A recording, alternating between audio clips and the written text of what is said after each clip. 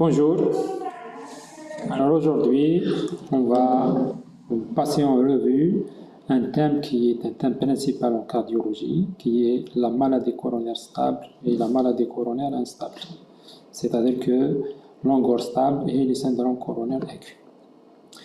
Alors cette maladie coronaire, c'est une maladie évolutive. Pourquoi elle est évolutive? Parce qu'elle va suivre les modifications itératives de la plaque de l'athérosclérose. Elle va également suivre les modifications de la microcirculation coronaire, mais également elle va se modifier ou bien elle va évoluer en fonction du mode de vie d'un patient, parce qu'un patient, parfois, il n'est pas revascularisé, parfois on va le revasculariser, donc on va mettre soit un pontage, soit on va mettre du matériel en endocoronaire. Grossièrement, il y a deux grandes situations qui vont se dégager. Vous avez la phase stable de la maladie, c'est-à-dire la maladie coronaire stable, ou bien la maladie coronaire chronique, appelée également angor stable, angor d'effort, ou bien angine de poitrine. C'est ce qui a été dénommé dernièrement, depuis l'année 2019, les syndromes coronaires chroniques, parce que, comme on va voir, l'angor, ce n'est qu'un symptôme, et la maladie coronaire stable peut se manifester par d'autres manifestations cliniques, notamment les problèmes rythmiques, mais également les insuffisances cardiaques. À l'opposé, la phase instable de la maladie, c'est ce qu'on appelle les syndromes coronaires aigus, qui vont, comme on va voir, regrouper un ensemble hétérogène de patients. Mais ce qui est à l'origine de tout ça, c'est qu'il y a un processus thrombotique dynamique qui est aigu et rapidement évolutif à l'intérieur des artères coronaires. Les étiologies, elles sont dominées par l'athérosclérose coronaire, mais également on peut avoir d'autres étiologies qui sont soit secondaires à un obstacle organique, telles que les anomalies congénitales des coronaires, les coronarites syphilitiques ou bien les angiites coronaires, c'est-à-dire c'est des pathologies qui vont toucher la paroi des artères coronaires qui vont rentrer dans le cadre de maladies systémiques qui vont toucher tout le réseau vasculaire dans les différentes parties du corps. Mais également, on peut avoir des embolies coronaires, soit c'est des embolies thrombotiques ou bien c'est des embolies calcaires, notamment dans les rétrécissements aortiques calcifiés. D'autres étiologies peuvent donner de l'angor ou bien des manifestations compatibles avec une ischémie myocardique sans avoir un obstacle fixe au niveau du coronaire. C'est ce qu'on appelle les angines de poitrine à coronaire normal ou bien angiographiquement normal, telles que les valvulopathies aortiques, comme vous avez vu dans le cours des valvulopathies, et une sténose aortique peut se manifester par un angor, une insuffisance aortique peut se manifester par un angor. Vous avez les hypertrophies ventriculaires gauches. Comme vous savez, c'est que la vascularisation myocardique, ça part de l'épicarde, des couches sous-épicardiques vers les couches sous-endocardiques. Alors vous imaginez quand l'épaisseur de pariétale, ça va augmenter, donc les couches sous-épicardiques et sous-endocardiques, elles vont avoir du mal à avoir la quantité suffisante du sang. C'est pour ça qu'on peut avoir un angor qui va s'associer avec les hypertrophies ventriculaires, notamment les hypertrophies ventriculaires gauches. Les troubles du rythme cardiaque, vous savez bien que le débit, ça va dépendre de la fréquence cardiaque. Alors à chaque fois qu'il y a une tachycardie, on peut avoir un défaut de vascularisation ou bien une diminution de l'apport en oxygène vers les cellules myocardiques. Vous avez parfois les anémies ou bien certaines hémoglobinopathies et certaines maladies métaboliques qui peuvent être à l'origine d'un angor. Alors dans 95% des cas, l'étiologie de la maladie coronaire, c'est l'athérosclérose coronaire. Alors, comme vous voyez, l'athérosclérose, en réalité, on peut le diviser en deux mots. C'est athérome et sclérose. Ça veut dire que c'est une maladie de l'intestin avec un remaniement fibrolipidique. Alors, au début, vous avez un dépôt d'un matériel lipidique, ce qu'on appelle l'hystérique qui va se faire à un âge très jeune. Ces stérilipidiques ou bien ces cellules spumeuses, il y aura des macrophages, c'est-à-dire des cellules épuratrices qui vont rentrer dans l'intestin pour essayer d'épurer ces lipides qui vont se déposer. Ces lipides, ils sont difficiles à digérer par ces cellules spumeuses, donc qu'est-ce qu'elles vont faire? Elles vont l'emmagasiner, ils vont solliciter une réaction inflammatoire locale. Donc, il va y avoir le recrutement d'autres cellules de l'inflammation et d'autres éléments de l'inflammation. Une fois cette plaque d'athérosclérose va grandir, ça va devenir une plaque fibro-adipeuse. C'est-à-dire qu'elle va être constituée par une chape superficielle qui est plus ou moins rude ou bien rigide, mais avec un noyau qui est mou comme ça va se constituer de différents éléments, notamment les lipides ou bien les graisses, les acides gras.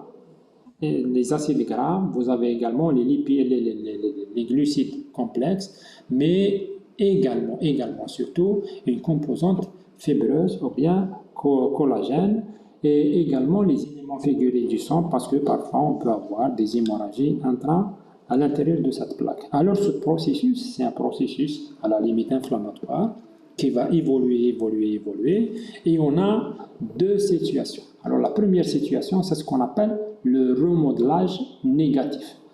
Le remodelage négatif va faire que la maladie athéroscléreuse va s'étendre de l'intima et va en partie concerner la partie musculaire, et donc il va y avoir une fragilisation de la paroi artérielle, et cette fragilisation de la paroi artérielle, elle va être à l'origine d'anévrisme artériel. Ça se voit surtout au niveau des gros troncs où les pressions elles sont trop importantes, notamment au niveau de l'aorte.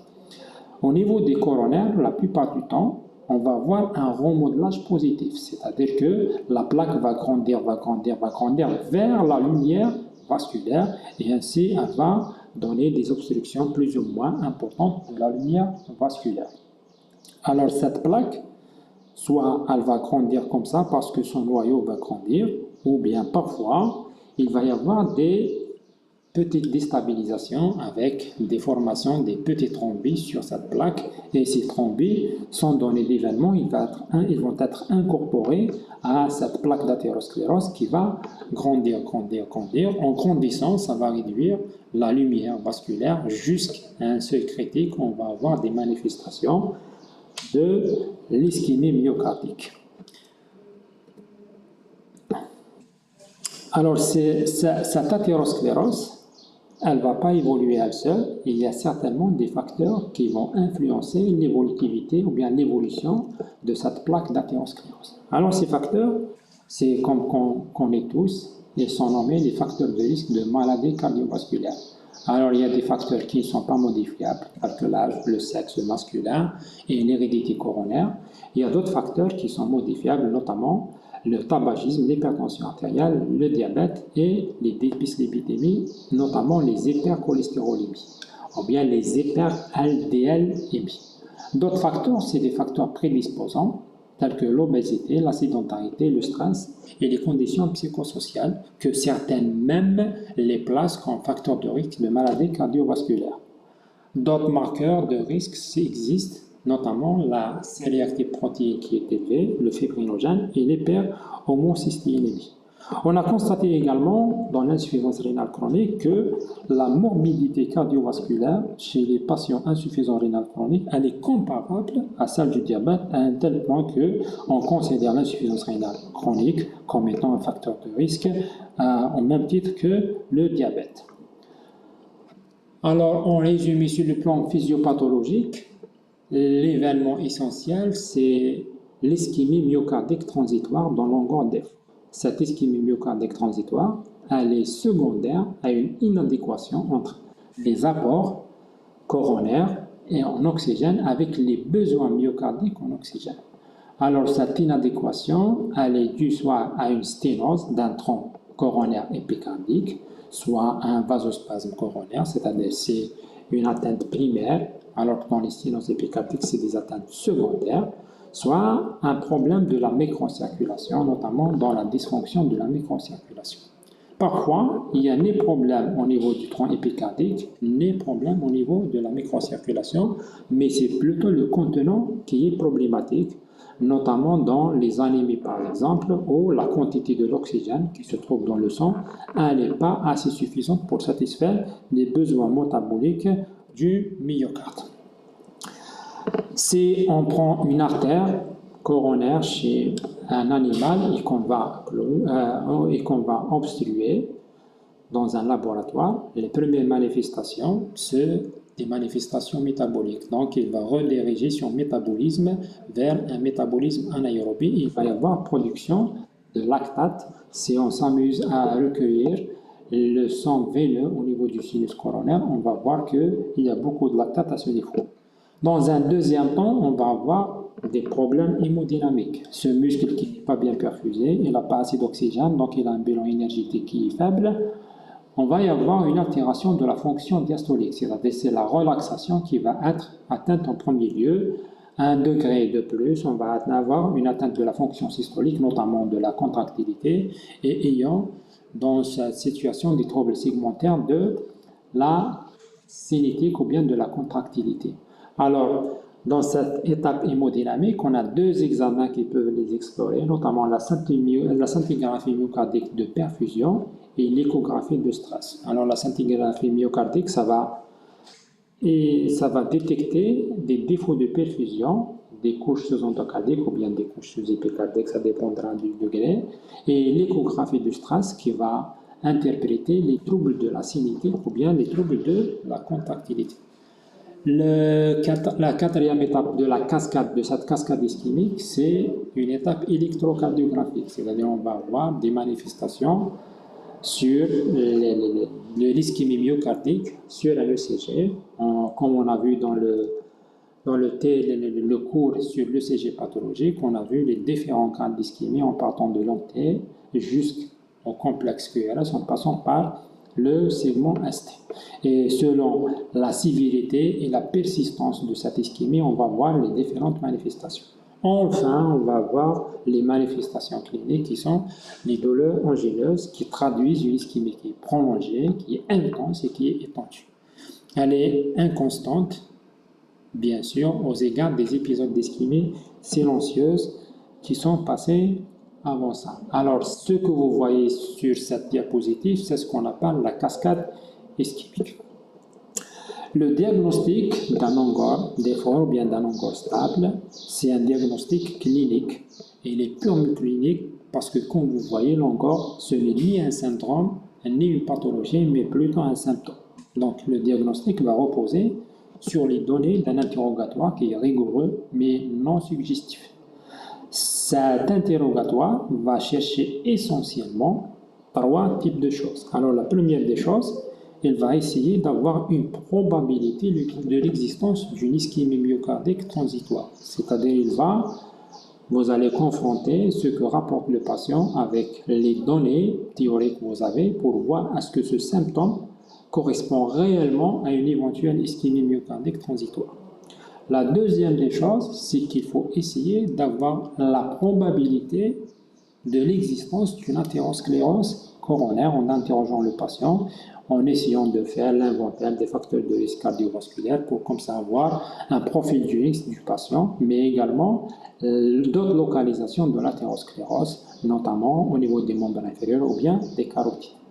Dans un troisième temps, il faut apprécier la sévérité de ces manifestations cliniques pour avoir au moins un petit corollaire avec la sévérité de l'atteinte coronaire. Alors la douleur angineuse typique, telle qu'elle a été décrite pour la première fois, c'est une douleur rétrosternale, elle est en bas d'un pectoral à l'autre, elle est parfois verticale mais plus rarement précordiale. Elle va avoir des irradiations qui sont spécifiques au niveau des épaules, des avant-bras, des poignets et les mâchoires, parfois vers le dos.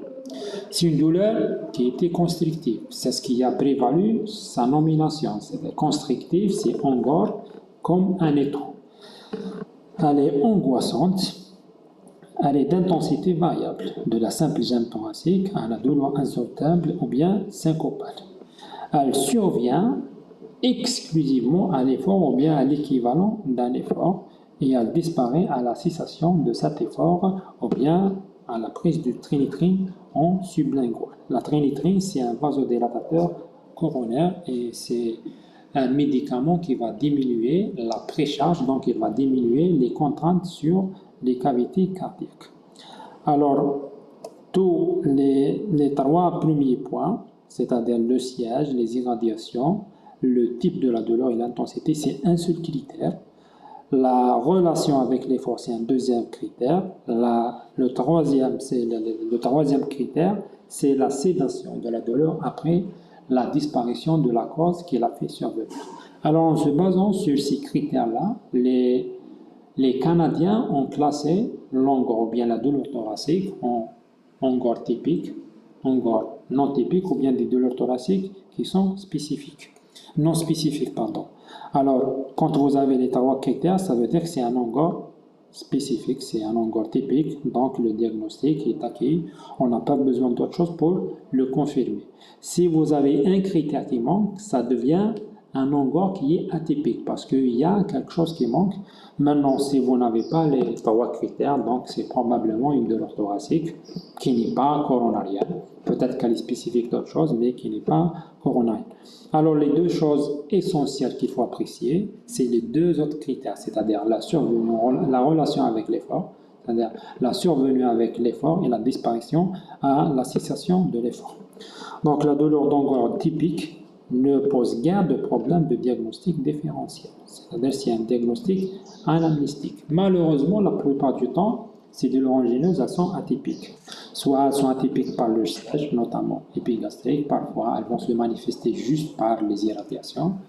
Parfois, le type de la douleur, c'est des blocs pnés à l'effort, c'est-à-dire le patient vient vous dire que je bloque ma respiration à l'effort. Parfois, ça peut se manifester par des palpitations qui peut traduire quand même l'expression de la maladie ischémique par une manifestation rythmique, ou bien parfois, quand la maladie coronaire elle est étendue, il va y avoir des manifestations d'insuffisance cardiaque, notamment d'insuffisance ventriculaire gauche.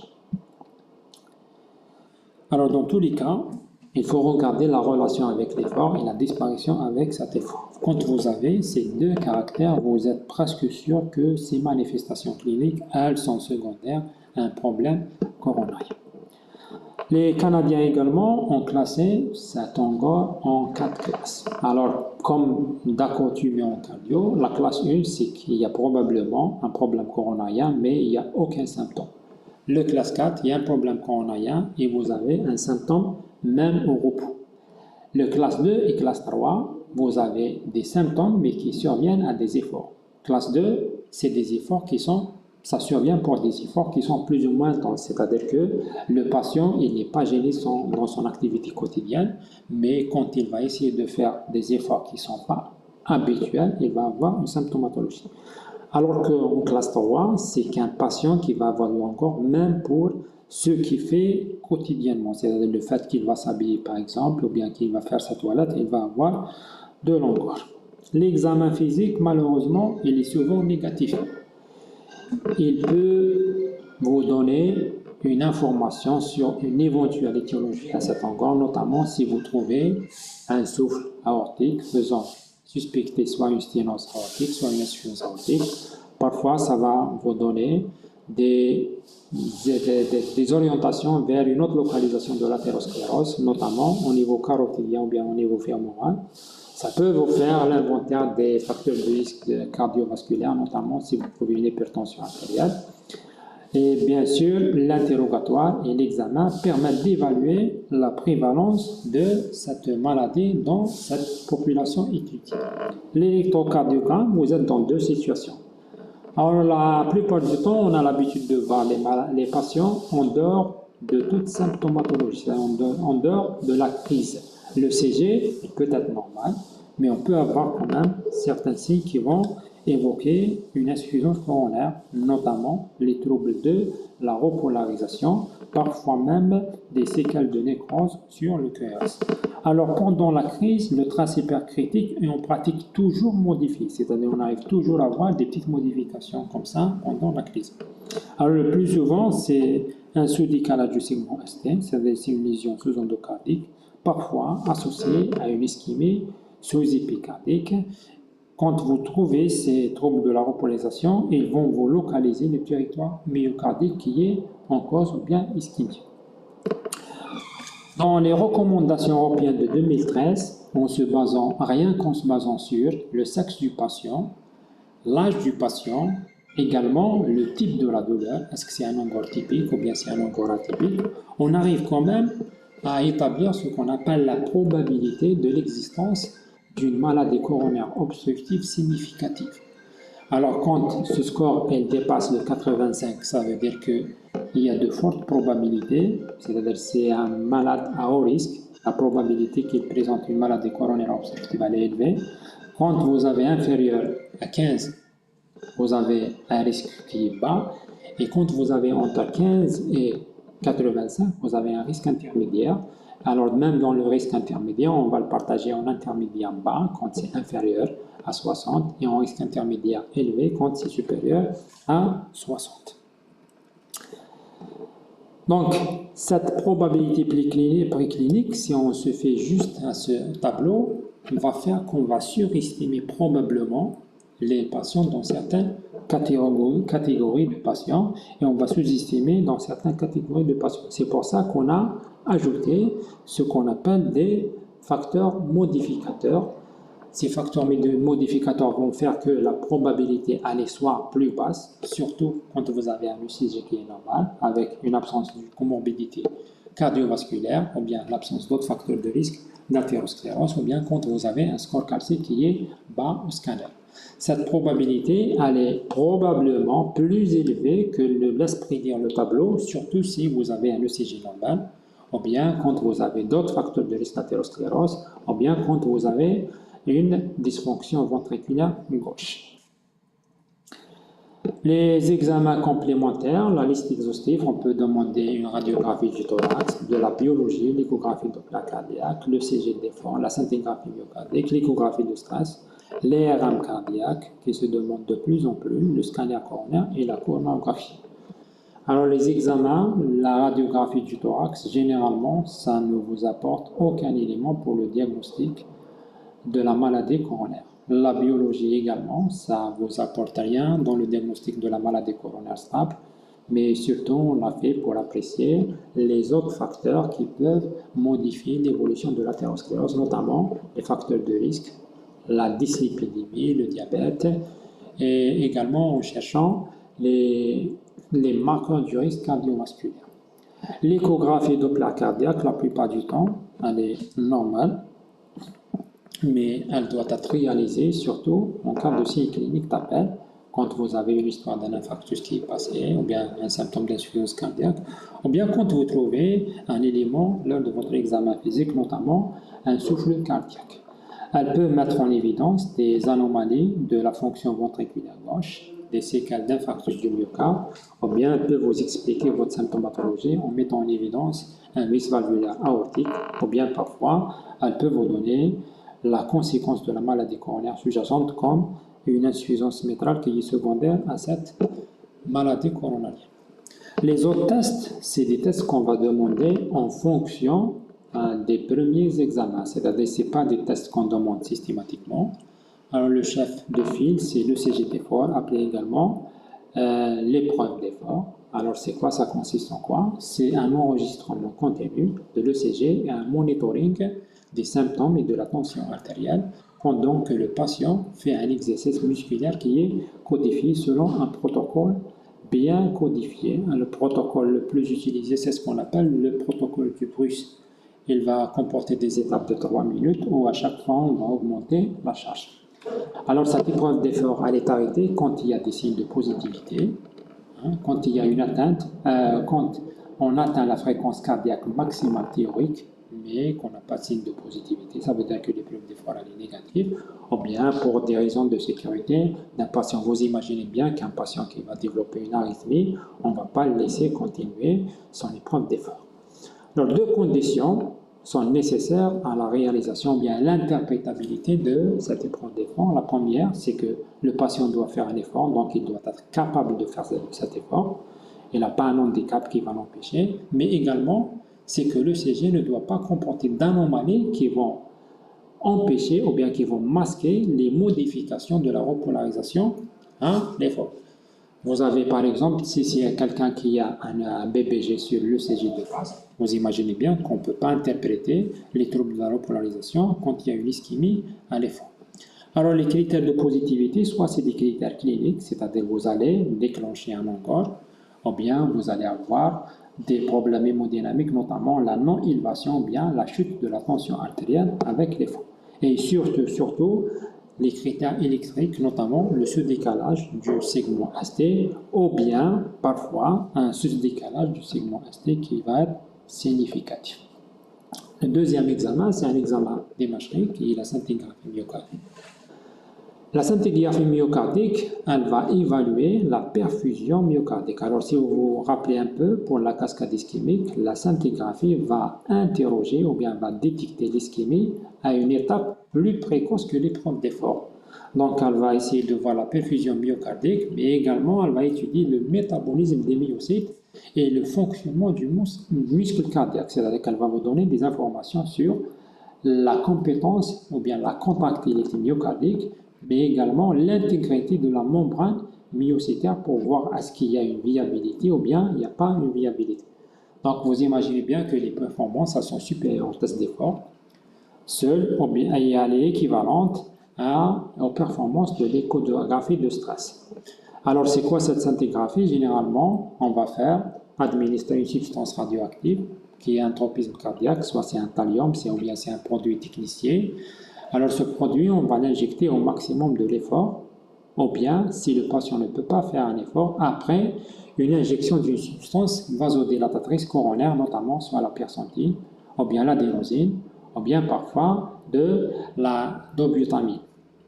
Les images vont être recueillies par une gamma caméra dans les 3 dimensions de l'espace.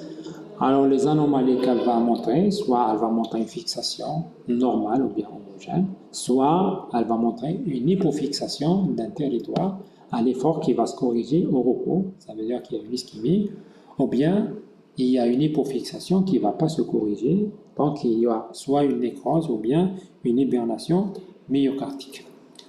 Troisième examen de stress non invasif, c'est l'échographie de stress ou bien l'échographie d'effort. Alors, vous imaginez bien que l'effort classique ne peut pas être utilisé avec l'échographie du stress. On ne peut pas faire une échographie chez un patient qui est en train de marcher ou bien de courir. On peut utiliser d'autres procédés d'effort physique, notamment les pédales. C'est quelqu'un qui est sur le dos, il va pédaler, mais également on peut utiliser les mains. Mais généralement, on a recours à des substances pharmacologiques, notamment la dobutamine qui va augmenter le travail myocardique ou bien la contractilité cardiaque. Ou bien on va avoir recours à des substances qui vont induire une vasodilatation des segments coronaires sains au détriment des segments coronaires malades. Elle a une valeur diagnostique supérieure à celle de l'ECG d'effort et comparable à la scintigraphie myocardique.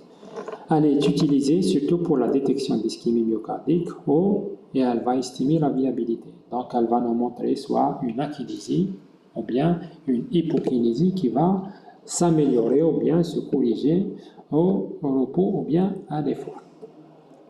Alors, les autres examens, je fais que citer l'IRM cardiaque, ça peut nous aider surtout à voir s'il y a une viabilité ou bien il n'y a pas de viabilité. Pour l'instant, l'IRM cardiaque, elle est peu utilisée dans ce domaine, surtout pour l'ischémie, parce que c'est difficile d'avoir des images de résolution sur l'IRM chez quelqu'un, sur un organe qui bouge tout le temps.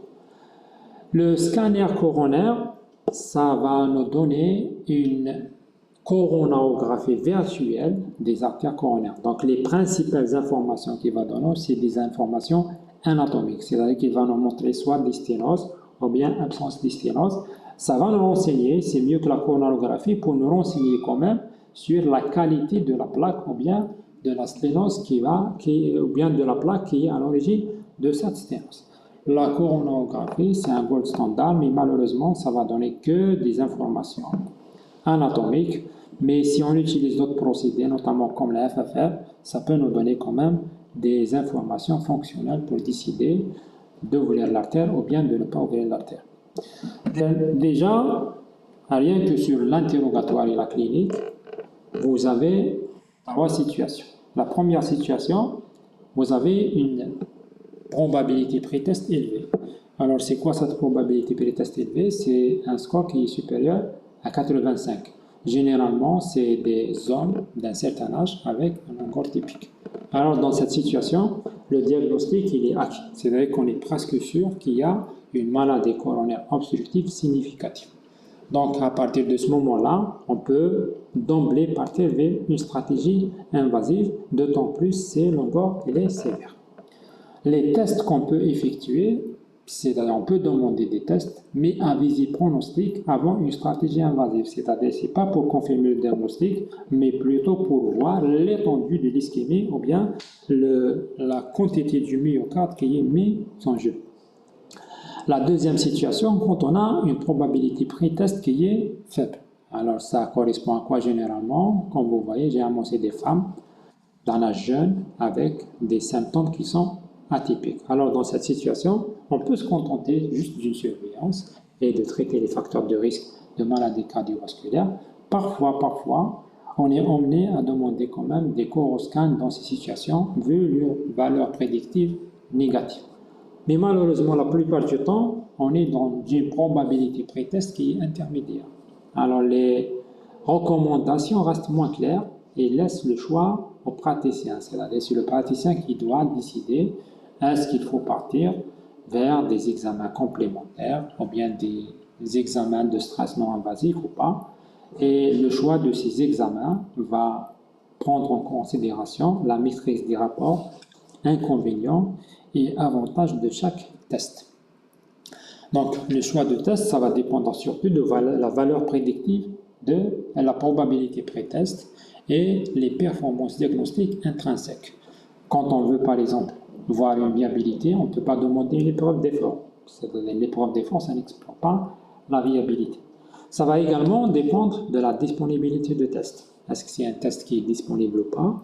Les informations cliniques qu'on a et qu'on cherche, mais également la sécurité par rapport aux patients et surtout l'expertise locale, c'est-à-dire les performances locales dans l'interprétation de ce test. Bien sûr, il faut prendre en considération également le coût de ce test. Les facteurs de mauvais pronostic, ce sont des facteurs soit cliniques, c'est généralement un ongor sévère de classe 3 et de classe 4, soit c'est des facteurs ergométriques, c'est-à-dire que les symptômes ou bien les modifications électriques vont se manifester pour des seuils d'effort qui sont bas.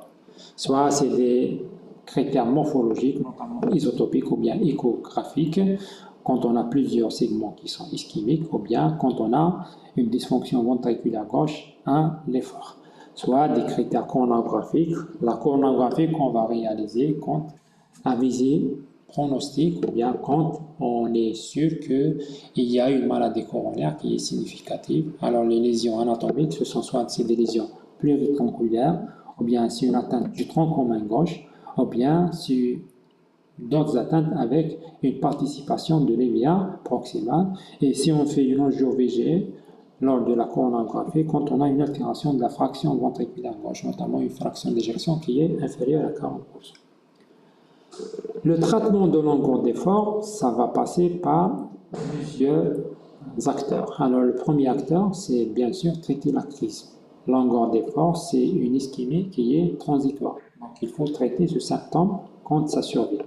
Ça passe également par la correction des facteurs de risque de maladie cardiovasculaire parce que on a vu que presque exclusivement, c'est une pathologie secondaire à de l'athérosclérose coronaire. On peut donner des médicaments anti-ischémiques pour prévenir ces crises, mais également il faut donner des médicaments anti-agrégants plaquettaires, donner des statines. Il faut également envisager une revascularisation myocardique à chaque fois que c'est possible.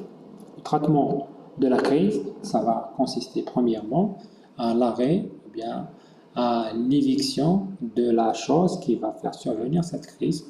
Ou bien on peut donner des dérivés nitrés par voie sublinguale qui vont agir en quelques secondes pour faire disparaître cette crise. Ils ont certainement des effets secondaires, notamment le risque de céphalée avec les crises d'hypotension.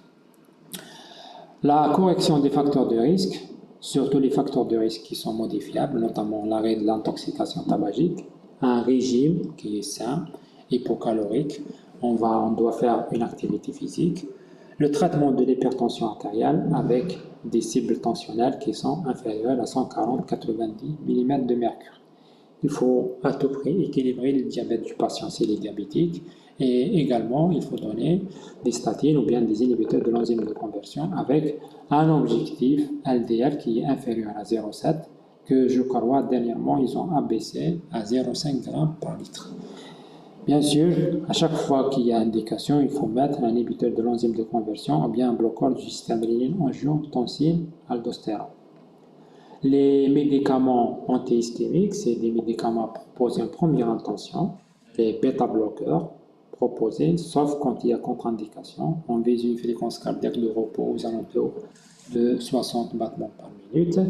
On peut les donner seuls ou bien parfois en association avec d'autres traitements anti-ischémiques. Les autres classes thérapeutiques sont prescrites comme adjuvants en cas d'inefficacité ou bien d'efficacité insuffisante des bêta-bloquants, notamment les inhibiteurs calciques bradycardisants, les dérivés nitrés à libération prolongée, la molsidumine ou bien le nécorandil, parfois même les antiangioleux métaboliques, notamment le trimetazidine. Les bêta-bloquants, ils vont diminuer la consommation myocardique en oxygène et diminuer la fréquence cardiaque et de ce fait l'inutropisme cardiaque et ils vont baisser les chiffres tensionnels, ça veut dire qu'ils vont baisser la post-charge. Ils sont contre-indiqués particulièrement dans l'asthme, les bronchopneumopathies chroniques obstructives avec une composante spastique. La posologie optimale, c'est de ramener la fréquence cardiaque aux alentours de 60 battements à l'effort et qui ne va pas dépasser les 130 battements à l'effort. Les autres médicaments, les anticalciques bradycardisants, ils sont donnés soit s'il y a une intolérance ou bien une contre-indication en bêta-bloquant, soit quand on n'arrive pas à contrôler le symptôme avec les bêta-bloquants et qu'on peut rajouter un inhibiteur calcique bradycardisant. Les autres médicaments anti-ischémiques, c'est les dérivés nitrés à libération prolongée, la molsidumine, le nécorandil qui n'existe pas en Algérie et le trimetazidine qui est un médicament anti-angioleux mais à visée métabolique, il n'a aucune composante hémodynamique. Les médicaments anti-agrégants plaquettaires se conçoivent en prévention secondaire. Alors, le médicament le plus utilisé, c'est l'aspirine à la dose de 75 à 160 mg par jour. Le clopidogrel, il n'est pas donné systématiquement, il est donné sauf s'il y a une contre-indication à l'aspirine ou bien il y a une allergie à l'aspirine. Ou bien, parfois, on peut le donner en association dans les atteintes polyvasculaires ou bien après une revascularisation. La posologie, c'est 75 mg une fois par jour.